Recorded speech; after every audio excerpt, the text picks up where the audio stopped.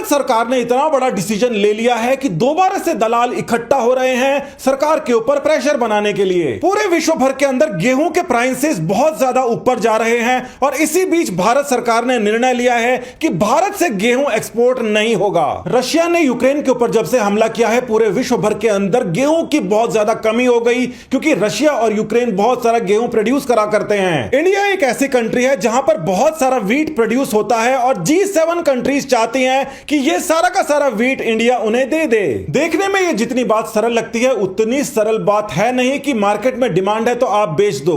यह गलती भारत कर चुका है। अरबों खरबों की चपत लगी थी, भारत के अंदर त्राही त्राही मच गई थी। 2004 और 2005 में भारत सरकार ने ऐसी ही गलती की थी कि बहुत सारा एक्सेस वीट को एक्सपोर्ट कर दिया था। उस समय कांग्रेस की नई नई सरकार बनी थी। अर्थशास्त्री होने के बावजूद प्रधानमंत्री ने ऐसा डिसीजन लिया जिसको मीडिया के अंदर बहुत कम कवरेज मिली। अब होता यह है कि 2004-5 के अंदर इतना सारा एक्सपोर्ट कर दिया जाता है गेहूं को कि हमारा खुद का जो सेंट्रल पूल है उसका जो स्टॉक है वो आधे से भी कम हो जाता है। इतना कम हो जाता है कि हमें इंपोर्ट करना पड़ता है। जब भी वीट को एक्सपोर्ट करना पड़ता है तो कमीशन खाते हैं दलाल, और इंपोर्ट करते हैं तो भी कमीशन खाते हैं दलाल। ज्यादा एक्सपोर्ट कर दो और उसके बाद में इंपोर्ट करो, दलालों की चांदी ही चांदी। ये जो वीट का ट्रेंड है यहां पर आप देख सकते हैं, 2004 और 5 के बीच में बहुत ही सस्ता वीट को एक्सपोर्ट किया गया और जब उसको इंपोर्ट किया गया उस समय वो सबसे ज्यादा महंगा था। यानी कि आप देख सकते हैं कि सस्ते और महंगे के बीच में जितना डिफरेंस था वो देश को चूना लग गया। और ये बिल्कुल भी अकेला मामला नहीं था,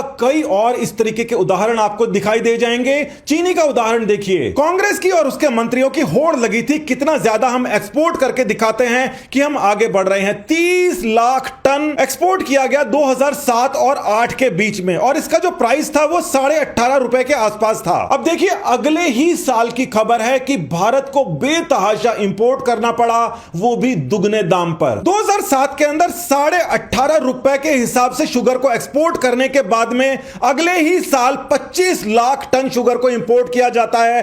तकरीबन 30 रुपए इसका रेट दिया जाता है। यानी कि अर्थशास्त्र के मामले में कितना भी अच्छा कहें पुरानी सरकार को, मगर यह सामने जो डेटा है यह रिजर्व बैंक की वेबसाइट पर भी उपलब्ध है। रिजर्व बैंक की वेबसाइट के ऊपर पुरानी सरकार के कारनामे आपको दिखाई दे जाएंगे। 3040 का रेट चल रहा था वर्ल्ड में और भारत के अंदर 1494 के हिसाब से खरीद हो रही थी। मोटे तौर पर किसानों को जो एमएसपी दी जा रही थी उसके 2 गुना इंटरनेशनल मार्केट के अंदर दाम चल रहे थे। अब देखिए एमएसपी के ऊपर जो बात आ गई है तो समझ ही लीजिए सबसे बड़ा भ्रम एमएसपी के ऊपर पुरानी सरकारों ने किस प्रकार से वोट बटोरे हैं, जबकि उन्होंने सच कभी नहीं बताया। एमएसपी की शुरुआत 1966 के अंदर की गई थी और गेहूं के लिए ही की गई थी, और जितना पैसा इंपोर्ट करने में गेहूं को लग रहा था उसके अंदर से माइनस कर देते हैं कमीशन को, तो जितनी लागत आ रही थी उसी लागत के ऊपर एमएसपी दी गई थी। मोटे तौर पर मान लो कि बाहर से जो खरीद के अंदर जो पैसा लग रहा है उतनी ही एमएसपी, यानी कि मोटे तौर पर जो अंतरराष्ट्रीय कीमत है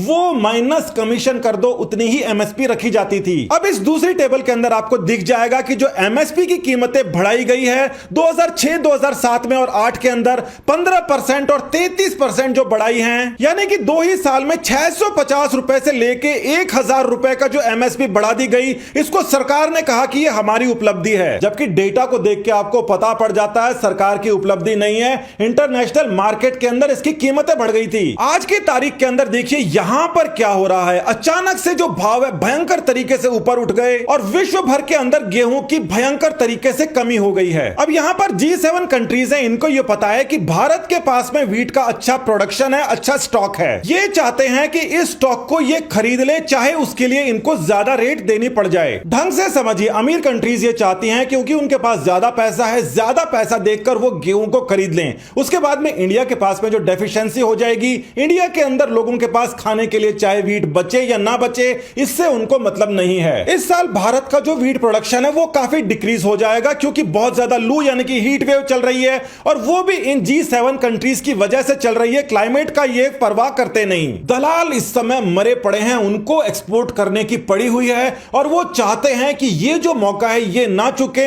हालांकि भारत के अंदर इस बार वीट का प्रोडक्शन कम हो रहा है। भारत के लिए समस्या बहुत ही विकट है। 3 सालों के अंदर 50,000 करोड़ रुपए एनजीओ को मिलते हैं और ये जो एनजीओ हैं ये प्रकार प्रकार के आंदोलन करवाते हैं और ज्यादातर जो पैसा बाहर से एनजीओ के रूप के अंदर आता है वो ही G7 कंट्रीज देते हैं। मगर भारत ने ऐसा नहीं कहा कि जहां बिल्कुल ही भुखमरी वाली सिचुएशन है वहां पर हम एक्सपोर्ट नहीं करेंगे। भारत ने यह कहा है कि जितना भी कोई इंपोर्ट करना चाहता है भारत से, यानी कि भारत को एक्सपोर्ट करना पड़ेगा, वो अपनी रिक्वायरमेंट दे दे। उस रिक्वायरमेंट के हिसाब से सरकार खुद एक्सपोर्ट करेगी, खुद ही परमिट देगी। यानी कि सरकार ये चाहती है कि काला बाजारी के ऊपर पूरी तरीके से रोक लगे और साथ ही के अंदर भारत के अंदर गेहूं की, खाद्य पदार्थों की कमी ना हो। ये फैक्ट्री में नहीं बनता, खेत के अंदर उगाना पड़ता है, जितना उगा है उतना ही है। तो आने वाले समय के अंदर अगर किसी भी प्रकार का ये प्रदर्शन होता है तो आपको ध्यान में रखना है कि इनकी फंडिंग आखिर हो कहां से रही है। कुछ लोग अच्छे भी हैं और अच्छे एनजीओ भी चलाते हैं, अच्छा काम कर रहे हैं, मगर यहां बहुत बड़ी तादाद है